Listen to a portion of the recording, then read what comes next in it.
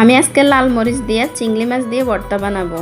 তার জন্য আমি কয়েকটা পেঁয়াজ কেটে নিলাম, 2টা বড় রসুন খোসা চেড়ে নিলাম, নিয়ে 15-20টার মতো শুকনো মরিচ নিলাম, নিয়ে সবগুলো একসাথে ব্লেন্ডার করে নিলাম। ব্লেন্ডার করে কড়াইতে তেল দিয়ে দিলাম, দিয়ে আমি চিংড়ি মাছটাকে হালকা লবণ আর হলুদ দিয়ে ভেজে নেব।